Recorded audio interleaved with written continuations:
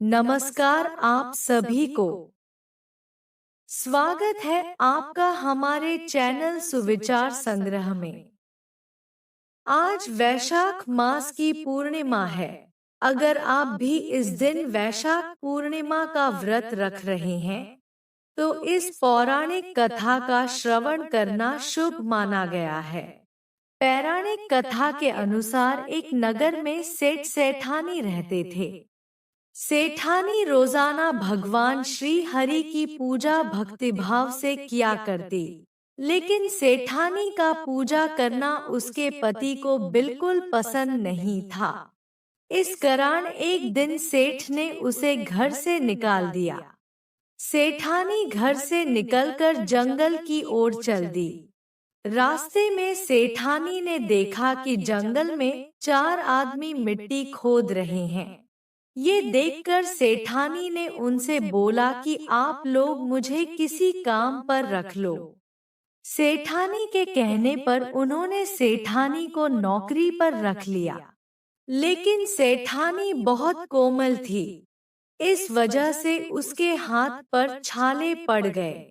यह देख चारों आदमी ने सेठानी से काम छोड़ने की बात कही। उन्होंने कहा कि इसकी जगह तुम हमारे घर का काम कर दो। सेठानी के मान जाने पर वे उसे अपने घर ले गए। वहां वे चारों आदमी 4 मुट्ठी चावल लाते और उसे बांटकर खा लेते। ये देख सेठानी को बहुत बुरा लगता। इसे देख सेठानी ने उन चारों आदमी को 8 मुट्ठी चावल लाने को कहा। सेठानी की बात मानकर चारों आदमी 8 मुट्ठी चावल लाए। इन चावलों का सेठानी ने भोजन बनाया और भगवान विष्णु को भोग लगाकर सभी आदमियों को परोस दिया। इस बार चारों आदमियों को भोजन बहुत स्वादिष्ट लगा और सेठानी से खाने की तारीफ करते हुए इसका राज पूछा। तो सेठानी ने कहा कि ये भोजन भगवान विष्णु का झूठा है, इसी वजह से ये आपको स्वादिष्ट लग रहा है। उधर सेठानी के जाने के बाद से सेठ भूखा रहने लगा। आसपास के लोग उसे ताने मारने लगे कि ये पत्नी की वजह से ही खाना खा रहा था। लोगों की बातें सुनकर सेठ सेठानी को जंगल में देखने निकल गया। रास्ते में उसे वही 4 आदमी मिट्टी खोदते हुए दिखाई दिए। सेठ ने उन्हें कहा कि तुम मुझे काम पर रख लो। तब चारों आदमी ने उसे भी काम पर रख लिया, लेकिन सेठानी की तरह मिट्टी खोदने से सेठ के हाथों में भी छाले पड़ गए। ये देखकर उन्होंने सेठ को भी घर का काम करने की सलाह दी। सेठ भी उनकी बात मानकर उनके घर चल दिया। घर पहुंचकर सेठ ने सेठानी को पहचान लिया, लेकिन सेठानी घूंघट में होने के कारण सेठ को पहचान नहीं पाई। हर दिन की तरह इस बार भी सेठानी ने भगवान विष्णु को भोग लगाकर सभी को खाना परोस दिया। लेकिन जैसे ही सेठानी सेठ को खाना परोसने लगी, तो भगवान विष्णु ने सेठानी का हाथ पकड़ लिया और कहा कि ये तुम क्या कर रही हो। सेठानी बोली, मैं कुछ नहीं कर रही, मैं तो भोजन परोस रही हूँ। चारों भाइयों ने सेठानी से कहा कि हमें भी भगवान विष्णु के दर्शन कराओ। सेठानी के अनुरोध करने पर भगवान विष्णु उन सभी के सामने प्रकट हो गए। यह देख सेठ ने सेठानी से क्षमा मांगी और उसे हाथ पकड़कर घर चलने को कहा। तब चारों भाइयों ने बहन को बहुत सारा धन देकर विदा किया। तब से सेठ भी भगवान विष्णु का भक्त बन गया और पूरी श्रद्धा से उनकी पूजा करने लगा। इससे उसके घर में फिर से धन की बरसात होने लगी। ऐसी मान्यता है कि इस दिन व्रत रखने से सत्यनारायण भगवान की कृपा प्राप्त होती है। सभी भक्तजन प्रेम से बोलिए भगवान श्री हरि विष्णु नारायण की जय। चलिए भक्तजनों, अब श्रवण करते हैं श्री सत्यनारायण भगवान की कथा। एक समय की बात है, नैमिषारण्य तीर्थ में शौनक आदि 88,000 ऋषियों ने श्री सूत जी से पूछा, हे प्रभु, इस कलयुग में वेद विद्या रहित मनुष्यों को प्रभु भक्ति किस प्रकार मिल सकती है तथा उनका उद्धार कैसे होगा। हे मुनि श्रेष्ठ, कोई ऐसा तप बताएंगे जिससे थोड़े समय में ही पुण्य मिले और मनवांछित फल भी मिल जाए। इस प्रकार की कथा सुनने की हम इच्छा रखते हैं। सर्व शास्त्रों के ज्ञाता सूत जी बोले, हे वैष्णवों में पूज्य, आप सभी ने प्राणियों के हित की बात पूछी है, इसलिए मैं एक ऐसे श्रेष्ठ व्रत को आप लोगों को बताऊंगा जिसे नारद जी ने लक्ष्मी नारायण जी से पूछा था और लक्ष्मीपति ने मुनिश्रेष्ठ नारद जी से कहा था। आप सब इसे ध्यान से सुनिए। एक समय की बात है, योगीराज नारद जी दूसरों के हित की इच्छा लिए अनेकों लोकों में घूमते हुए मृत्युलोक में आ पहुँचे। यहाँ उन्होंने अनेक योनियों में जन्मे प्राय सभी मनुष्यों को अपने कर्मों द्वारा अनेकों दुखों से पीड़ित देखा। उनका दुख देख नारद जी सोचने लगे कि कैसा यत्न किया जाए जिसके करने से निश्चित रूप से मानव के दुखों का अंत हो जाए। इसी विचार पर मनन करते हुए वह विष्णुलोक में गए। वहां वह देवों के ईश नारायण की स्तुति करने लगे, जिनके हाथों में शंख, चक्र, गदा और पद्म थे, गले में वरमाला पहने हुए थे। स्तुति करते हुए नारद जी बोले, हे भगवान, आप अत्यंत शक्ति से संपन्न हैं। मन तथा वाणी भी आपको नहीं पा सकती हैं। आपका आदि, मध्य तथा अंत नहीं है। निर्गुण स्वरूप सृष्टि के कारण भक्तों के दुख को दूर करने वाले हैं। आपको मेरा नमस्कार है। नारद जी की स्तुति सुन विष्णु भगवान बोले, हे मुनिश्रेष्ठ, आपके मन में क्या बात है? आप किस काम के लिए पधारे हैं?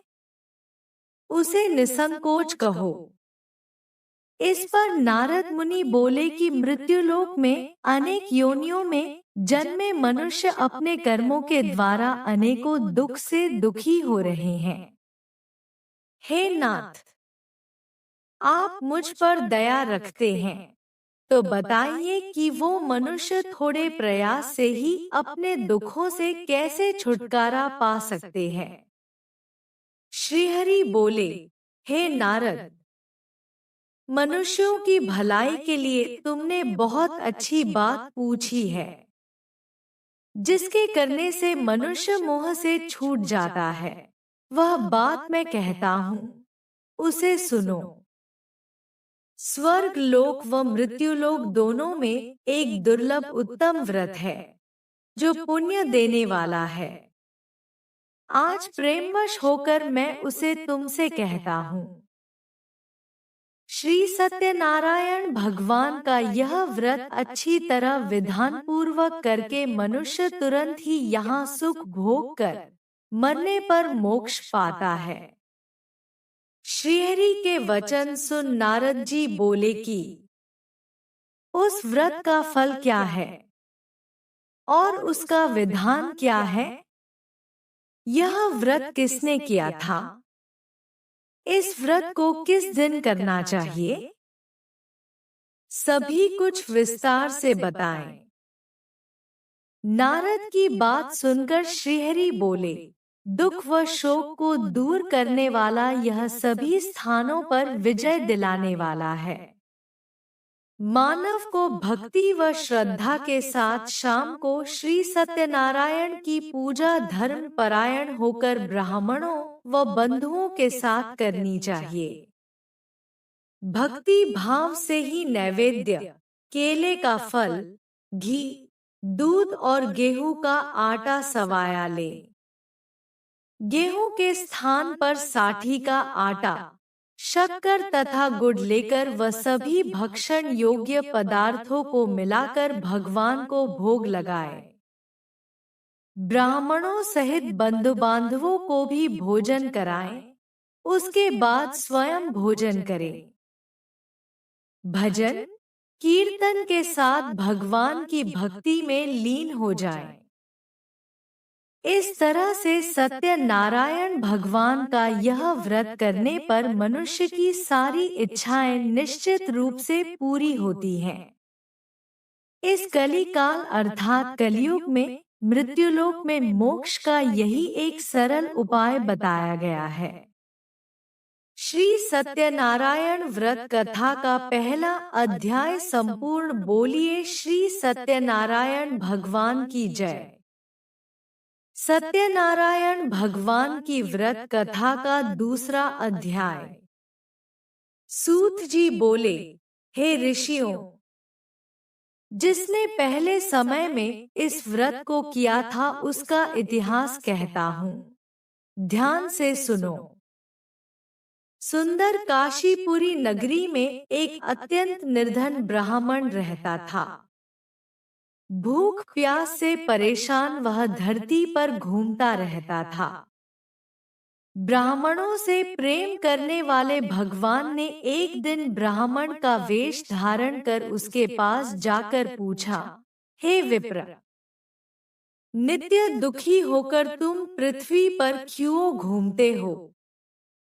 दीन ब्राह्मण बोला, मैं निर्धन ब्राह्मण हूँ, भिक्षा के लिए धरती पर घूमता हूँ। हे भगवान, यदि आप इसका कोई उपाय जानते हो तो बताइए।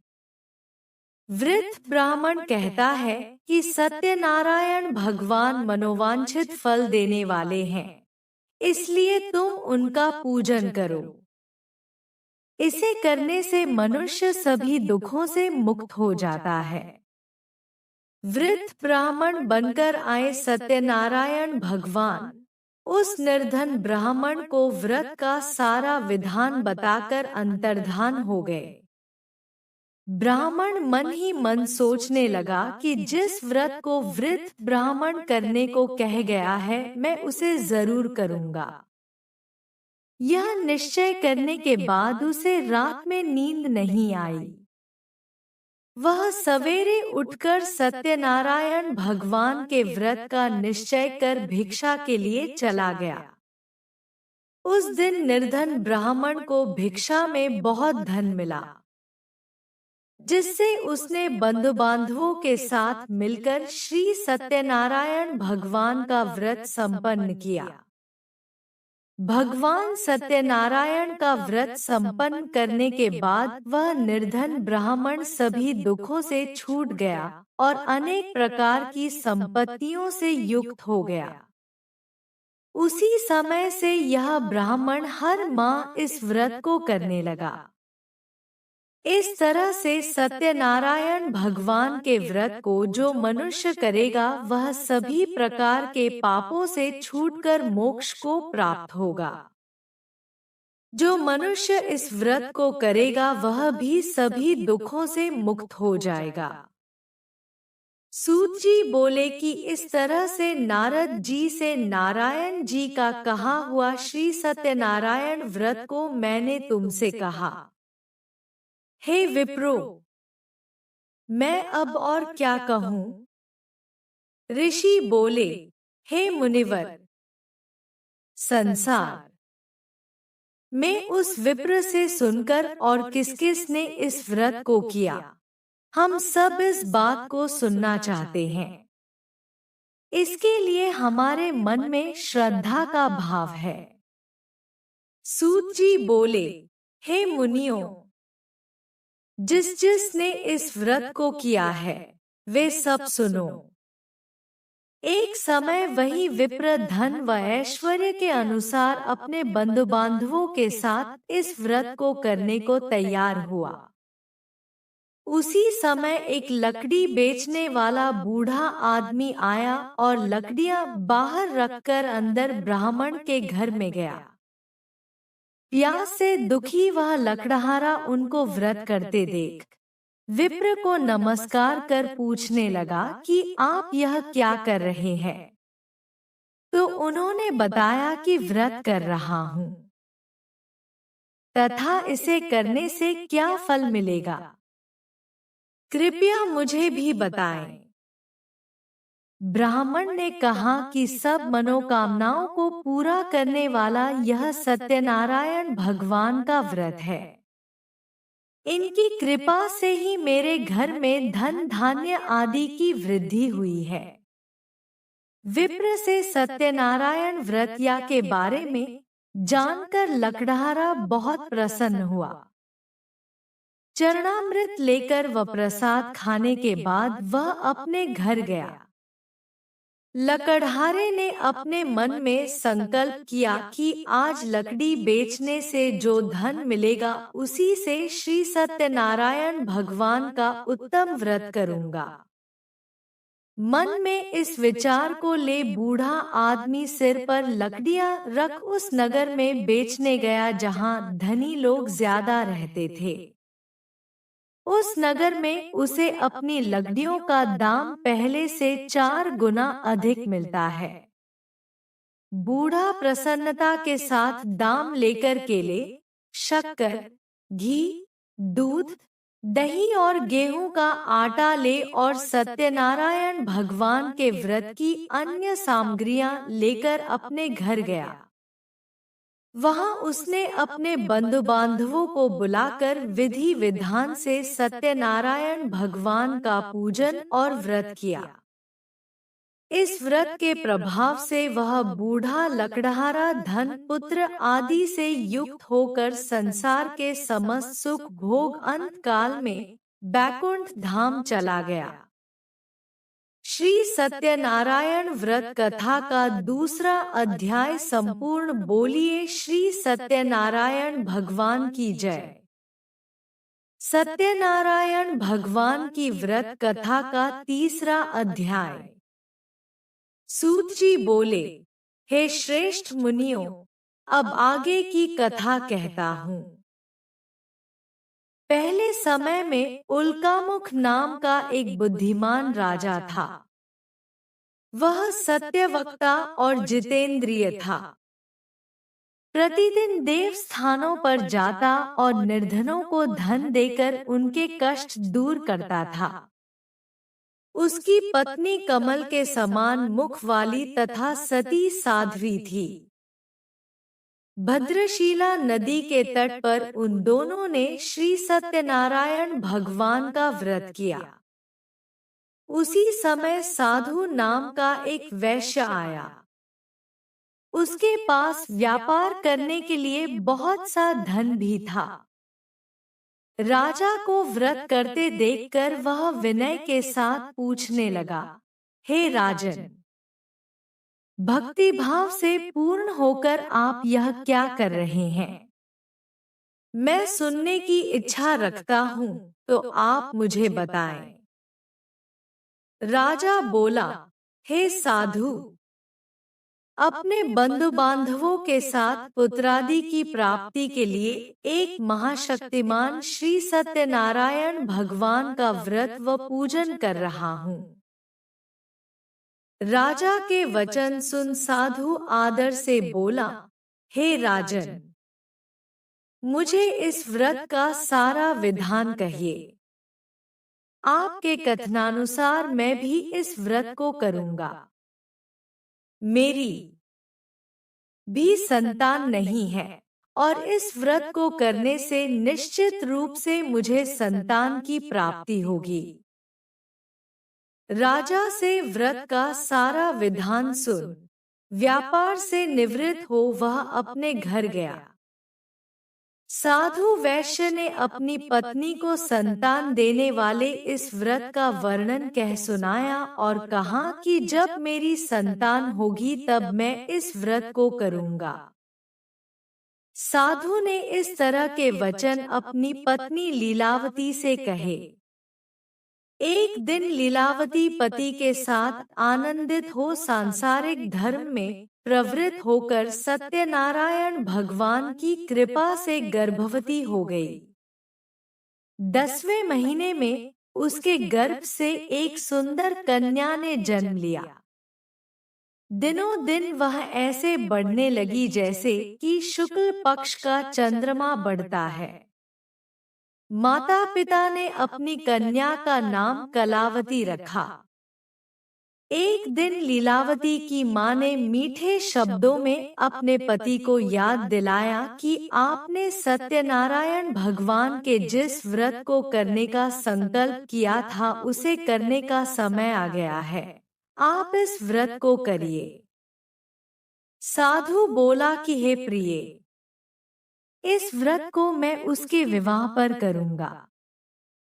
इस प्रकार अपनी पत्नी को आश्वासन देकर वह नगर को चला गया।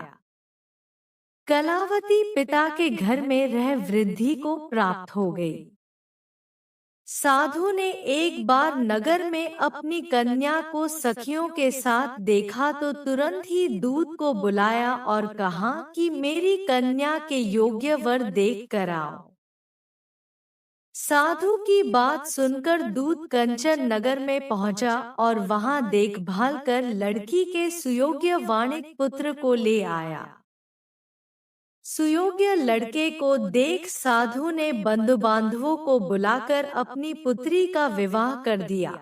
लेकिन दुर्भाग्य की बात ये कि साधु ने अभी भी श्री सत्यनारायण भगवान का व्रत नहीं किया। इस पर श्री भगवान क्रोधित हो गए और श्राप दिया कि साधु को अत्यधिक दुख मिले। अपने कार्य में कुशल साधु बनिया जमाई को लेकर समुद्र के पास स्थित होकर रत्नासारपुर नगर में गया।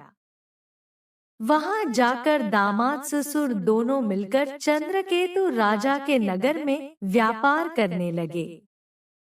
एक दिन भगवान सत्यनारायण की माया से एक चोर राजा का धन चुराकर भाग रहा था। उसने राजा के सिपाहियों को अपना पीछा करते देख चुराया हुआ धन वहां रख दिया जहां साधु अपने जमाई के साथ ठहरा हुआ था। राजा के सिपाहियों ने साधु वैश्य के पास राजा का धन पड़ा देखा तो वह ससुर जमाई दोनों को बांधकर प्रसन्नता से राजा के पास ले गए और कहा कि उन दोनों चोरों हम पकड़ लाए हैं, आप आगे की कार्यवाही की आज्ञा दें। राजा की आज्ञा से उन दोनों को कठिन कारावास में डाल दिया गया और उनका सारा धन भी उनसे छीन लिया गया। श्री सत्यनारायण भगवान से श्राप से साधु की पत्नी भी बहुत दुखी हुई। घर में जो धन रखा था उसे चोर चुरा ले गए। शारीरिक तथा मानसिक पीड़ा व भूख प्यास से अति दुखी हो अन्न की चिंता में कलावती ब्राह्मण के घर गई। वहां उसने श्री सत्यनारायण भगवान का व्रत होते देखा, फिर कथा भी सुनी। वह प्रसाद ग्रहण कर वह रात को घर वापस आई। माता ने कलावती से पूछा कि हे पुत्री, अब तक तुम कहाँ थी? तेरे मन में क्या है? कलावती ने अपनी माता से कहा, हे माता, मैंने एक ब्राह्मण के घर में श्री सत्यनारायण भगवान का व्रत देखा है। कन्या के वचन सुन लीलावती भगवान के पूजन की तैयारी करने लगी। लीलावती ने परिवार व बंधुओं सहित सत्यनारायण भगवान का पूजन किया और उनसे वर मांगा कि मेरे पति तथा जमाई शीघ्र घर आ जाएं। साथ ही यह भी प्रार्थना की कि हम सब का अपराध क्षमा करें। श्री सत्यनारायण भगवान इस व्रत से संतुष्ट हो गए और राजा चंद्रकेतु को सपने में दर्शन दे कहा कि हे राजन, तुम उन दोनों वैश्यों को छोड़ दो और तुमने उनका जो धन लिया है उसे वापस कर दो। अगर ऐसा नहीं किया तो मैं तुम्हारा धन, राज्य व संतान सभी को नष्ट कर दूंगा। राजा को यह सब कहकर वह अंतर्धान हो गए। रात काल सभा में राजा ने अपना सपना सुनाया, फिर बोले कि वणिक पुत्रों को कैद से मुक्त कर सभा में लाओ। दोनों ने आते ही राजा को प्रणाम किया। राजा मीठी वाणी में बोला, हे महानुभावों, भाग्यवश सा कठिन दुख तुम्हें प्राप्त हुआ है, लेकिन अब तुम्हें कोई भय नहीं है। साकय राजा ने उन दोनों को नए वस्त्राभूषण भी पहनाए और जितना धन उनका लिया था उससे दुगुना धन वापस कर दिया। दोनों वैश्य अपने घर को चल दिए। श्री सत्यनारायण व्रत कथा का 3रा अध्याय संपूर्ण। बोलिए श्री सत्यनारायण भगवान की जय। सत्यनारायण भगवान की व्रत कथा का 4था अध्याय। सूत जी बोले, वैश्य ने मंगलाचार कर अपनी यात्रा आरंभ की और अपने नगर की ओर चल दिए। उनके थोड़ी दूर जाने पर एक दंडी वेशधारी श्री सत्यनारायण ने उनसे पूछा, हे साधु, तेरी नाव में क्या है? अभिवाणी वणिक हंसता हुआ बोला, हे दंडी, आप क्यों पूछते हो?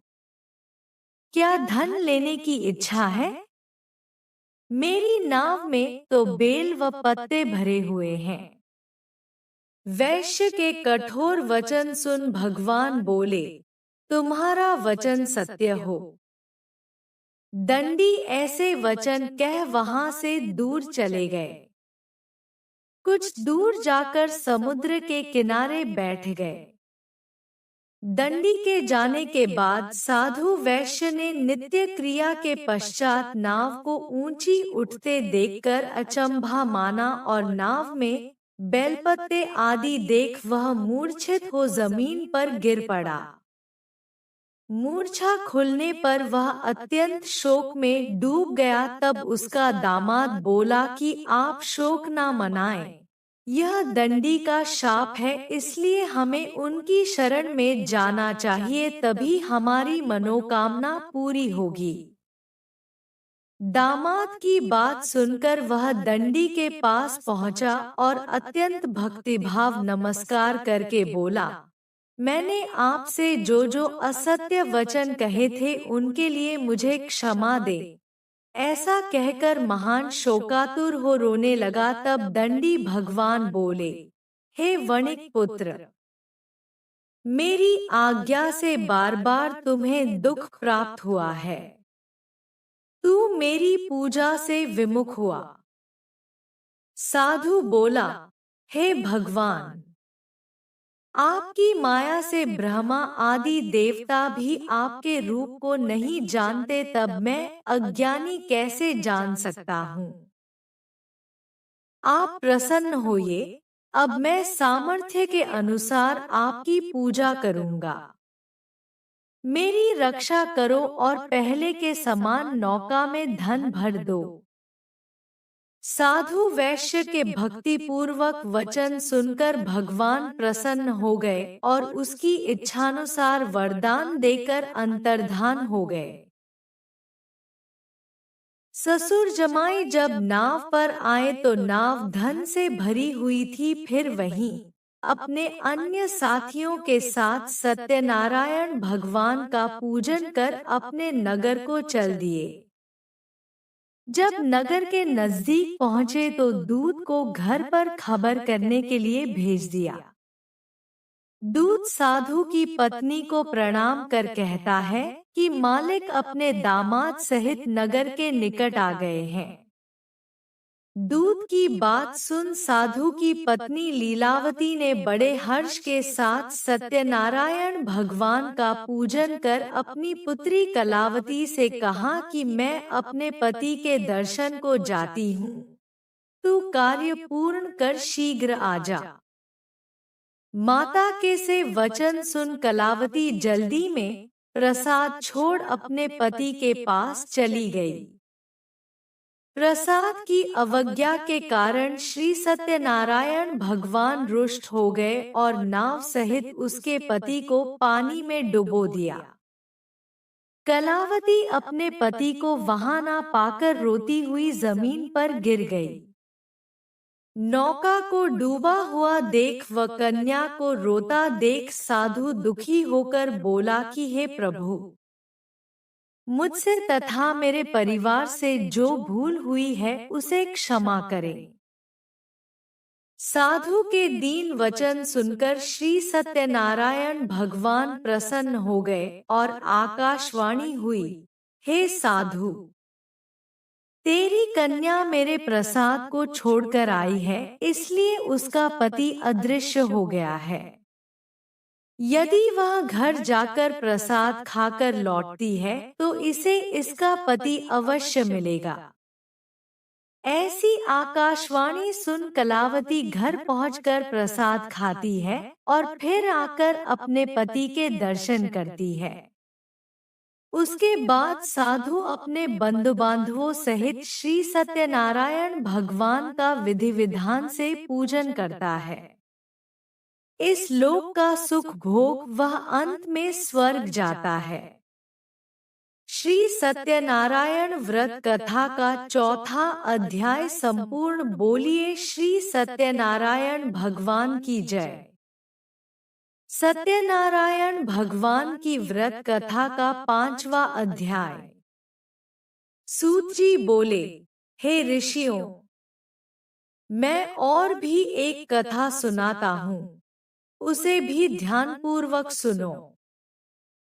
प्रजापालन में लीन तुंगध्वज नाम का एक राजा था। उसने भी भगवान का प्रसाद त्याग कर बहुत ही दुख सहन किया। एक बार वन में जाकर वन्य पशुओं को मारकर वह बड़ के पेड़ के नीचे आया। वहां उसने ग्वालों को भक्तिभाव से अपने बंधुओं सहित सत्यनारायण भगवान का पूजन करते देखा। अभिमानवश राजा ने उन्हें देखकर भी पूजा स्थान में नहीं गया और न ही उसने भगवान को नमस्कार किया। ग्वालों ने राजा को प्रसाद दिया, लेकिन उसने वह प्रसाद नहीं खाया और प्रसाद को वहीं छोड़ वह अपने नगर को चला गया। जब वह नगर में पहुंचा तो वहां सब कुछ तहस-नहस हुआ पाया, तो वह शीघ्र ही समझ गया कि यह सब भगवान ने ही किया है।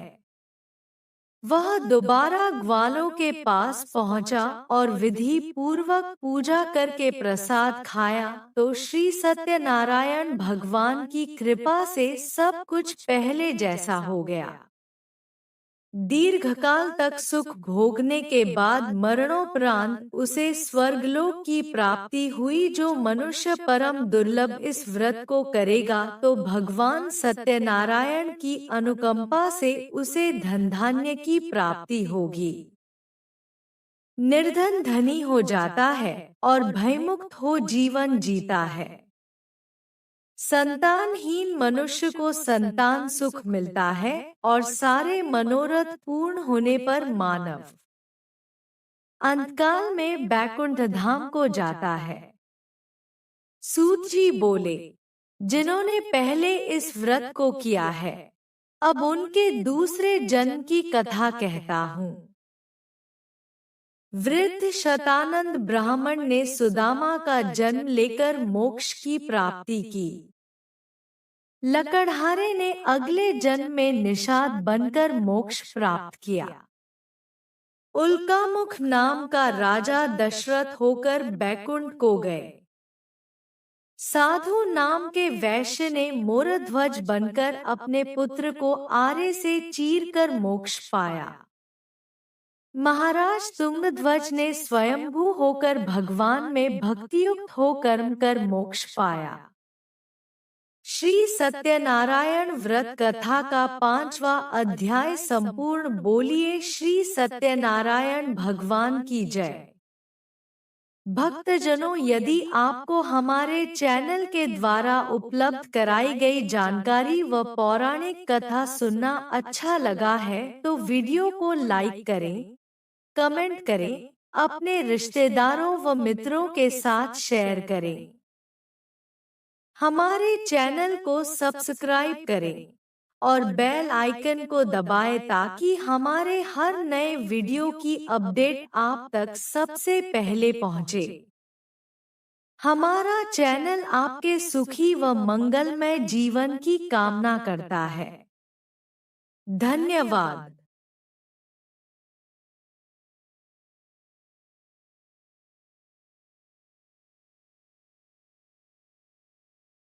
सभी श्रद्धालु भक्तों को सुविचार संग्रह की ओर से सप्रेम वंदन। प्रभु श्रीहरि का नाम लेकर हम आज की इस भक्ति यात्रा की शुरुआत करते हैं। आज हम बात करेंगे वैशाख मास की एक ऐसी पुण्यदायी तिथि की जिसे शास्त्रों में मोक्ष देने वाली और सभी मनोकामनाएं पूर्ण करने वाली एकादशी कहा गया है, मोहिनी एकादशी। ये एकादशी भगवान विष्णु के मोहिनी स्वरूप से जुड़ी हुई है। शास्त्रों में बताया गया है कि इस दिन भगवान विष्णु ने देवताओं की रक्षा के लिए मोहिनी रूप धारण किया था और तभी से यह तिथि मोहिनी एकादशी के रूप में प्रसिद्ध हुई। मोहिनी एकादशी का व्रत वैशाख मास के शुक्ल पक्ष की एकादशी को रखा जाता है। इस बार यह पावन तिथि आ रही है गुरुवार 8 मई 2025 को। एकादशी की शुरुआत होगी 7 मई को सुबह 10:19 पर और इसका समापन होगा 8 मई को दोपहर 12:29 पर। लेकिन व्रत रखा जाएगा उदयकालीन तिथि के अनुसार, यानी 8 मई को। अब जानते हैं इस व्रत का महत्व। शास्त्रों में कहा गया है कि जो व्यक्ति मोहिनी एकादशी का व्रत पूरी श्रद्धा और नियमों के साथ करता है, उसे जन्म जन्मांतर के पापों से मुक्ति मिलती है। यह व्रत आत्मशुद्धि का प्रतीक है। मोह और माया से निकलकर परमात्मा की ओर बढ़ने का अवसर है ये दिन। इस दिन व्रतधारी को चाहिए कि वह ब्रह्मा मुहूर्त में उठकर स्नान करे, स्वच्छ वस्त्र धारण करे और मन में संकल्प ले कि वह दिन भर उपवास करेगा, प्रभु श्रीहरि का स्मरण करेगा। फिर भगवान विष्णु की प्रतिमा या चित्र के सामने दीपक जलाएं, उन्हें पीले वस्त्र अर्पित करें, चंदन, फूल, तुलसी दल और नैवेद्य चढ़ाएं। दिन भर हरिनाम का जाप करें, भजन कीर्तन करें और फलाहार लें। अनाज, चावल और दाल से परहेज करें। रात्रि में जागरण करना अत्यंत पुण्यकारी माना गया है। भगवान विष्णु के नाम का स्मरण करते हुए रात बिताएं।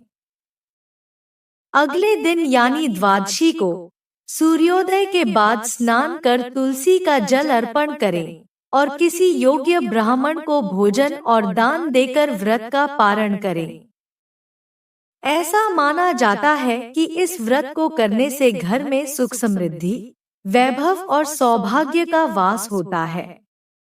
जहां मोहिनी एकादशी का पूजन श्रद्धा से किया जाता है, वहां नकारात्मकता दूर होकर सकारात्मक ऊर्जा बनी रहती है।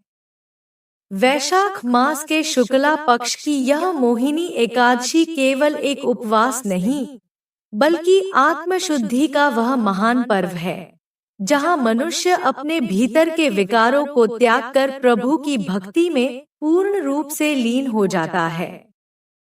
ऐसा माना जाता है कि इस एकादशी पर जो भी श्रद्धालु भगवान विष्णु की सच्चे हृदय से आराधना करता है, उपवास रखता है और कथा श्रवण करता है, उसकी समस्त पाप वृत्तियां नष्ट हो जाती हैं और उसे जीवन में वह सब प्राप्त होता है जिसकी उसने सच्चे मन से कामना की हो। यह दिन केवल धार्मिक आस्था का नहीं, आत्मिक जागरण का है। यह वह द्वार है जो भक्ति से होकर बैकुंठ की ओर ले जाता है। कामना रूपी बंधनों से मुक्त होकर जब आत्मा प्रभु श्रीहरि के चरणों में समर्पित होती है, तब यही एकादशी उसका कल्याण कर जाती है। तो आइए चले आज की इस दिव्य कथा की ओर। मन को निर्मल करें, हृदय को श्रद्धा से भर लें और प्रभु की इस अद्भुत महिमा को अपने अंतर में अनुभव करें। भगवान नारायण की कृपा सदा सर्वदा आप सभी पर बनी रहे, यही मंगल कामना करते हुए हम आज की इस व्रत कथा का शुभारंभ करते हैं। कथा के अनुसार एक बार धर्मराज युधिष्ठिर कहने लगे कि हे कृष्ण, वैशाख मास की शुक्ल पक्ष की एकादशी का क्या नाम है तथा उसकी कथा क्या है? इस व्रत की क्या विधि है? यह सब विस्तार पूर्वक बताइए। श्री कृष्ण कहने लगे कि हे धर्मराज, मैं आपसे एक कथा कहता हूँ, जिसे महर्षि वशिष्ठ ने श्री रामचंद्र जी से कही थी। एक समय श्री राम बोले कि हे गुरुदेव, कोई ऐसा व्रत बताइए जिससे समस्त पाप और दुख का नाश हो जाए। मैंने सीता जी के वियोग में बहुत दुख भोगे हैं। महर्षि वशिष्ठ बोले, हे राम, आपने बहुत सुंदर प्रश्न किया है। आपकी बुद्धि अत्यंत शुद्ध तथा पवित्र है। यद्यपि आपका नाम स्मरण करने से मनुष्य पवित्र और शुद्ध हो जाता है, तो भी लोकहित में यह प्रश्न अच्छा है। वैशाख मास में जो एकादशी आती है उसका नाम मोहिनी एकादशी है। इसका व्रत करने से मनुष्य सब पापों तथा दुखों से छूटकर मोहजाल से मुक्त हो जाता है। मैं इसकी कथा कहता हूँ, ध्यानपूर्वक सुनो। सरस्वती नदी के तट पर भद्रावती नाम की एक नगरी में द्युतिमान नामक चंद्रवंशी राजा राज करता था। वहाँ धन धान्य से संपन्न व पुण्यवान धनपाल नामक वैश्य भी रहता है। वह अत्यंत धर्मालु और विष्णु भक्त था। उसने नगर में अनेक भोजनालय, प्याऊ, कुएं, सरोवर, धर्मशाला आदि बनवाए थे। सड़कों पर आम, जामुन, नीम आदि के अनेक वृक्ष भी लगवाए थे। उसके 5 पुत्र थे, सुमना, सद्बुद्धि, मेधावी, सुकृति और धृष्ट बुद्धि। इनमें से 5वां पुत्र धृष्ट बुद्धि महापापी था। वह पितर आदि को नहीं मानता था। वह वेश्या, दुराचारी मनुष्यों की संगति में रहकर जुआ खेलता और परस्त्री के साथ भोगविलास करता तथा मद्यमांस का सेवन करता था। इसी प्रकार अनेक कुकर्मों में वह पिता के धन को नष्ट करता रहता था। इन्हीं कारणों से त्रस्त होकर पिता ने उसे घर से निकाल दिया था। घर से बाहर निकलने के बाद वह अपने गहने कपड़े बेचकर अपना निर्वाह करने लगा। जब सब कुछ नष्ट हो गया तो वेश्या और दुराचारी साथियों ने उसका साथ छोड़ दिया। अब वह भूख प्यास से अति दुखी रहने लगा। कोई सहारा न देख चोरी करना सीख गया। एक बार वह पकड़ा गया तो वैश्य का पुत्र जानकर चेतावनी देकर छोड़ दिया गया, मगर दूसरी बार फिर पकड़ में आ गया। राजाज्ञा से इस बार उसे कारागार में डाल दिया गया। कारागार में उसे अत्यंत दुख दिए गए। बाद में राजा ने उसे नगरी से निकल जाने का कहा। वह नगरी से निकल वन में चला गया। वहां वन्य पशु पक्षियों को मारकर खाने लगा। कुछ समय पश्चात वह बहेलिया बन गया और धनुष बाण लेकर पशु पक्षियों को मार मार कर खाने लगा। एक दिन भूख प्यास से व्यथित होकर वह खाने की तलाश में घूमता हुआ कौंडिन्य ऋषि के आश्रम में पहुंच गया। उस समय वैशाख मास था और ऋषि गंगा स्नान कर आ रहे थे। उनके भीगे वस्त्रों के छींटे उस पर पड़ने से उसे कुछ सद्बुद्धि प्राप्त हुई। वह कौंडिन्य मुनि से हाथ जोड़कर कहने लगा कि हे मुने, मैंने जीवन में बहुत पाप किए हैं। आप इन पापों से छूटने का कोई साधारण बिना धन का उपाय बताइए। उसके दीन वचन सुनकर मुनि ने प्रसन्न होकर कहा कि तुम वैशाख शुक्ल की मोहिनी नामक एकादशी का व्रत करो, इससे समस्त पाप नष्ट हो जाएंगे। मुनि के वचन सुनकर वह अत्यंत प्रसन्न हुआ और उनके द्वारा बताई गई विधि के अनुसार व्रत किया। हे राम, इस व्रत के प्रभाव से उसके सब पाप नष्ट हो गए और अंत में वह गरुड़ पर बैठकर विष्णुलोक को गया। इस व्रत से मोह आदि सब नष्ट हो जाते हैं। संसार में इस व्रत से श्रेष्ठ कोई व्रत नहीं है। इसके महात्म्य को पढ़ने से अथवा सुनने से 1000 गोदान का फल प्राप्त होता है। तो सभी भक्तजन प्रेम से बोलिए श्री हरि विष्णु नारायण भगवान की जय। आइए अब श्रवण करते हैं 11 माता की व्रत कथा का। एक बार एक राज्य में एक राजा रहा करता था। राजा बहुत ही बुद्धिमान और बलशाली था। राजा सदैव अपनी प्रजा का बहुत अच्छे से ध्यान रखता था। प्रजा भी अपने राजा को बहुत पसंद करती थी। राजा की 2 बेटियां थीं। राजा अपनी दोनों बेटियों से बहुत प्रेम करता था। राजा की छोटी बेटी देखने में बहुत सुंदर और आकर्षक थी और राजा की बड़ी बेटी छोटी बेटी के मुकाबले थोड़ा कम सुंदर थी। राजा की छोटी बेटी 11 माता की पूजा किया करती थी और सभी लोग राजा की छोटी बेटी से बहुत प्रेम करते थे और बहुत प्रशंसा किया करते थे। राजा भी अपनी छोटी बेटी को बड़ी बेटी से अधिक प्रेम करता था, जिस कारण राजा की बड़ी बेटी को अपनी छोटी बहन से बहुत नफरत होने लगी थी। राजा की दोनों बेटियां जब बड़ी हो गई, तब एक पड़ोस राज्य में रहने वाला राजकुमार राजा की बड़ी बेटी के लिए रिश्ता लेकर आया। लेकिन जैसे ही उस राजकुमार की नजर राजा की छोटी बेटी पर पड़ी तो वह राजकुमार राजा की छोटी बेटी पर मोहित हो गया और उससे पहली नजर में प्रेम कर बैठा। उस राजकुमार ने राजा की बड़ी बेटी के साथ विवाह करने से मना कर दिया और उसने राजा से कहा कि मैं आपकी छोटी बेटी से विवाह करना चाहता हूँ। जिसके बाद राजा की बड़ी बेटी यह देखकर अपनी छोटी बहन से बहुत क्रोधित हो गई और राजा की बड़ी बेटी ने अपनी छोटी बहन को अपना सबसे बड़ा दुश्मन मान लिया। राजा की बड़ी बेटी ने अपनी छोटी बहन से बदला लेने का निर्णय लिया, जिसके लिए उसने अपनी छोटी बहन को जान से मारने का ठान लिया। राजा की बड़ी बेटी ने अपनी छोटी बहन को मारने के लिए सबसे पहले एक लड्डू में जहर मिलाकर अपनी बहन को दे दिया और उसको लड्डू खाने के लिए कहा।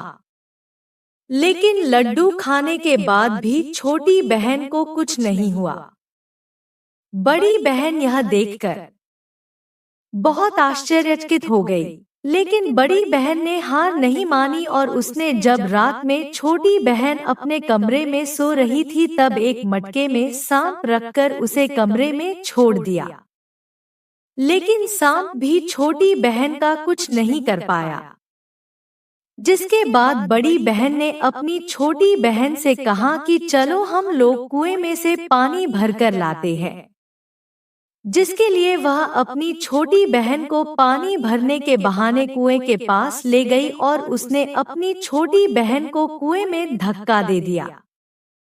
लेकिन छोटी बहन को तब भी कुछ नहीं हुआ, क्योंकि हर बार 11 माता उसकी रक्षा कर रही थी और उधर बड़ी बहन अपने सारे प्रयासों के बाद असफल हो रही थी, जिससे वह बहुत क्रोधित होती जा रही थी। फिर उसने अपनी छोटी बहन के पास जाकर उससे खुद ही पूछा, मेरी छोटी बहन, तुमको पता है भगवान ने सबकी मृत्यु एक निश्चित समय पर लिखी हुई है और कैसे तुम्हारी मृत्यु होगी, क्या यह तुम जानती हो? तब छोटी बहन ने अपनी बड़ी बहन को बताया कि हाँ, मैं तो जानती हूँ मेरी मृत्यु कैसे होगी। छोटी बहन से यह सुनकर बड़ी बहन मन ही मन बहुत प्रसन्न होने लगी और उसने अपनी छोटी बहन से कहा कि तो मुझे अपनी मृत्यु का राज बताओ। छोटी बहन ने अपनी बड़ी बहन से कहा कि मेरी मृत्यु तो एक तोते में है, जो तोते के गले में एक हार है उससे मेरी मृत्यु होगी। जब कोई भी व्यक्ति तोते को मार कर वह हार अपने गले में पहनेगा तो मैं मूर्छित हो जाऊंगी और जैसे ही उस हार को अपने गले से उतारेगा तो मैं वापस से जीवित हो जाऊंगी। अपनी छोटी बहन की मृत्यु का राज जानकर बड़ी बहन बहुत ही खुश हो गई और उसने अपनी छोटी बहन को मारने के लिए उसके पालतू तोते को ढूंढना शुरू कर दिया। छोटी बहन को इस बात का आभास हो गया था कि कोई उसकी जान लेना चाहता है, जिसके लिए वह अपने पिताजी के पास गई और उसने अपने पिताजी से कहा कि पिताजी, मेरी मृत्यु के बाद आप मुझे जलाइएगा मत, बल्कि आप मुझे अपनी पुरानी वाली हवेली में एक पलंग में लिटाकर छोड़ दीजिएगा। अपनी छोटी लड़की की यह बात सुनकर राजा बहुत आश्चर्यचकित हो गए। राजा ने अपनी छोटी बेटी से पूछा, बेटी तुम या क्या कह रही हो? तब राजा की छोटी बेटी ने बताया, पिताजी समय किसी के लिए नहीं रुका है, कब क्या हो जाए किसी को कुछ पता नहीं है। और फिर राजा ने अपनी छोटी बेटी से कहा कि तुम ऐसी बातें क्यों कर रही हो? 2-3 दिन में तो तुम्हारा विवाह है। लेकिन छोटी बेटी ने अपने पिताजी को ऐसा करने पर मजबूर कर दिया और उनसे वचन ले लिया। राजा ने भी अपनी छोटी बेटी की बात स्वीकार कर ली और 2-3 दिनों के बाद जब शादी का समय आया तब राजकुमार बारात लेकर राजा के घर आया और राजकुमार और राजा की छोटी बेटी का विवाह शुरू हो गया। जैसे ही राजा की छोटी बेटी राजकुमार के साथ फेरे लेना शुरू करती है तो उसकी बड़ी बहन अपनी छोटी बहन के कमरे में जाकर उसके तोते को पकड़ लेती है और उसको जान से मार देती है। तोते की गले में जो हार था उसको अपने गले में धारण कर लेती है।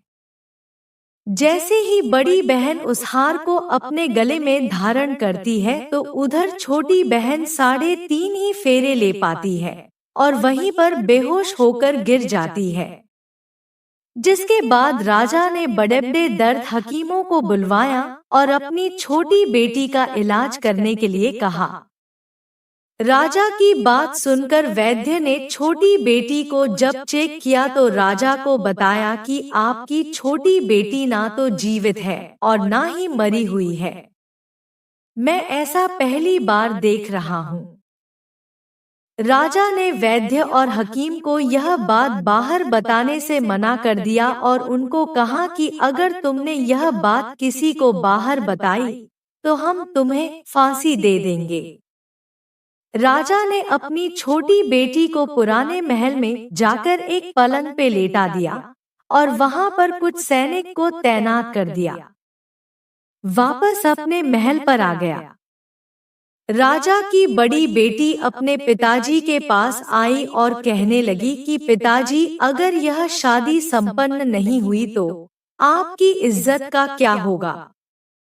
आप कहे तो मैं आपकी इज्जत बचाने के लिए राजकुमार से शादी करने के लिए तैयार हूँ। जिसके बाद राजा ने अपनी बड़ी बेटी की बात मान ली और राजा ने बड़ी बेटी को छोटी बेटी की कपड़े पहनाकर मंडप पर भेज दिया। लेकिन राजकुमार यह जान गया कि यह राजा की छोटी बेटी नहीं है, बल्कि यह राजा की बड़ी बेटी है। जब राजकुमार ने शादी करने से मना किया तो सभी लोगों ने राजकुमार को विवश करके राजा की बड़ी बेटी से बचे हुए फेरों को संपन्न करा दिया और विवाह करवा दिया। जिसके बाद राजकुमार राजा की बड़ी बेटी को अपने महल ले गया। राजकुमार राजा की बड़ी बेटी से ना तो बात करता था, ना ही उसको पसंद करता था और ना ही उसके आसपास भटकता था। राजकुमार ने यह फैसला लिया कि वह अपनी प्रेमिका को ढूंढ कर रहेगा और यह जानकर रहेगा कि उसके साथ हुआ क्या है। एक दिन राजकुमार अपने घोड़े पर सवार होकर राजा के पुराने महल के पास पहुंच गया, जहां पर उसने कुछ सैनिकों को देखा। महल के पास पहुंचकर राजकुमार ने जब महल को ध्यान से देखा तो वह समझ गया कि यह तो हमारे ससुर जी का महल है। तब राजकुमार ने सैनिकों से पूछा, तुम लोग यहाँ क्या कर रहे हो और इस महल के अंदर उस पलंग में कौन लेटा है? जिसके बाद सैनिकों ने बताया कि यहाँ पर राजा की छोटी बेटी लेटी है। यह सुनकर राजकुमार बहुत प्रसन्न हो गया और वह तुरंत अपनी प्रेमिका के पास पहुंच गया और उसकी सेवा करने लगा। जैसे ही रात हुई तो राजा की छोटी बेटी उठकर खड़ी हो गई। राजकुमार यह देखकर बहुत खुश हो गया और उसने अपनी प्रेमिका से पूछा कि तुम यहाँ क्या कर रही हो? तुम मेरे साथ मेरे घर चलो। राजा की छोटी बेटी ने राजकुमार को सारी बातें बता दी कि मेरी जान एक तोते में बसी थी। मैंने यह बात सिर्फ अपनी बड़ी बहन को बताई थी। मुझे पता है कि उसने ही मुझे मारने का प्रयास किया है। उसके पास एक हार है जिसको वह सुबह पहन लेती है और रात को उतार देती है। जब तक वह हार को पहने रहती है तब तक मैं मूर्छित रहती हूँ, और जैसे ही वह हार को उतार देती है तो मैं जीवित हो जाती हूँ। जब तक मेरी बड़ी बहन के पास वह हार है तब तक मैं ऐसे ही जीवित और मूर्छित होती रहूंगी। अगर मेरी बड़ी बहन के पास जो हार है वह मेरे हाथ में लग जाए तो मैं हमेशा के लिए जीवित हो जाऊंगी। राजकुमार ने यह बात सुनकर राजा की छोटी बेटी के पास रहने का निर्णय ले लिया और उसने अपने बचे हुए सारे फेरे पलंग पे लेटी राजकुमार की छोटी बेटी के साथ ले लिए और अपना विवाह पूर्ण कर लिया और वहीं पर ही रहने लगा। देखते ही देखते कुछ समय में राजा की छोटी बेटी और राजकुमार की पत्नी पेट से हो गई। एक दिन राजकुमार को किसी काम से बाहर जाना पड़ा। तब छोटी बहन के पेट में बहुत तेज से दर्द होने लगा, जिसके बाद उसने ग्यारस माता का आवाहन किया। तब वहां पर ग्यारस माता प्रकट हुई। उन्होंने अपनी भक्त के दर्द को दूर किया और उसे एक पुत्र की प्राप्ति करवाई। तभी वहां पर अचानक से राजकुमार भी आ गया। राजकुमार ने ग्यारस माता को देखा तो वह आश्चर्यचकित हो गया और उसने तुरंत माता को प्रणाम किया और ग्यारस माता ने राजकुमार से कहा कि जब तुम्हारा पुत्र 5 वर्ष का हो जाए तो तुम अपनी पत्नी का हार आकर इसके गले में डाल देना। देखते ही देखते राजकुमार और राजा की छोटी बेटी का पुत्र 5 वर्ष का हो जाता है। राजकुमार अपने बेटे से कहता है कि बेटा, मैं कुछ काम से बाहर जा रहा हूँ, तुम अपनी माता का ध्यान रखना, और वहां से चला जाता है। राजा को बाहर निकलता देख बड़ी बहन के सैनिक देख लेते हैं और बड़ी बहन को जाकर सारी बातें बता देते हैं। जिसके बाद बड़ी बहन अपनी छोटी बहन के पुत्र को वहां से उठवा लेती है और उसको मरवा देती है। छोटी बेटी के पुत्र के 2 टुकड़े करवा देती है। पहला टुकड़ा चक्की के पास छुपा देती है और दूसरा टुकड़ा अपनी पलंग के नीचे रख लेती है। यह सब कृत्य देख ग्यारस माता को राजा की बड़ी बेटी पर बहुत ही क्रोध आता है। फिर ग्यारस माता भिखारी का रूप लेकर राजा की बड़ी बेटी के घर आती है, जिसके बाद माता वहां पर भिक्षा मांगने लगती है।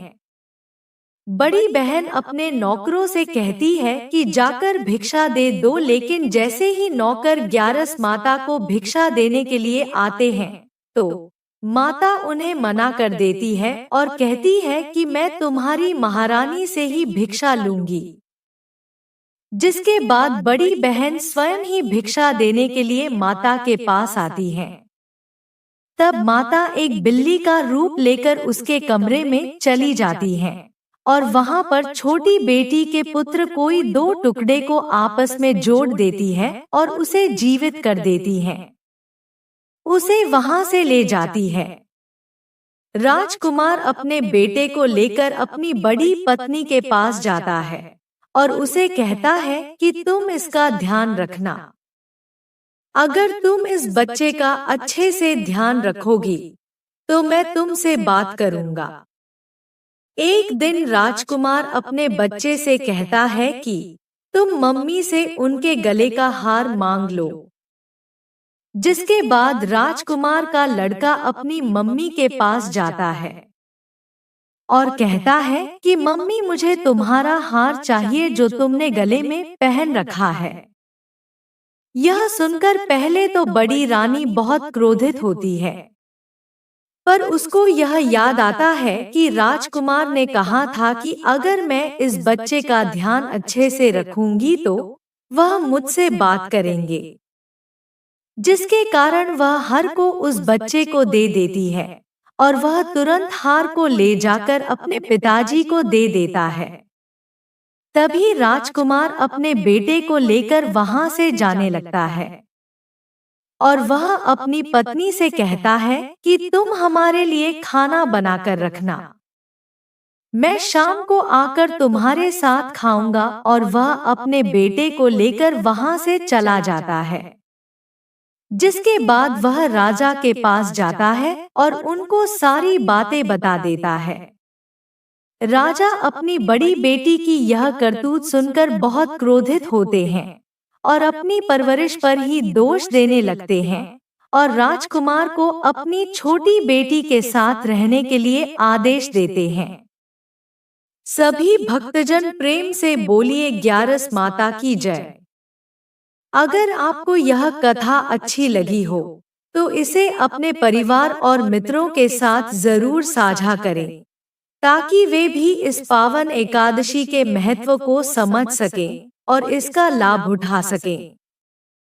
साथ ही हमारे चैनल सुविचार संग्रह को सब्सक्राइब करें और बेल आइकन दबाएं, ताकि आपको हमारे सभी नए वीडियो की जानकारी सबसे पहले मिले।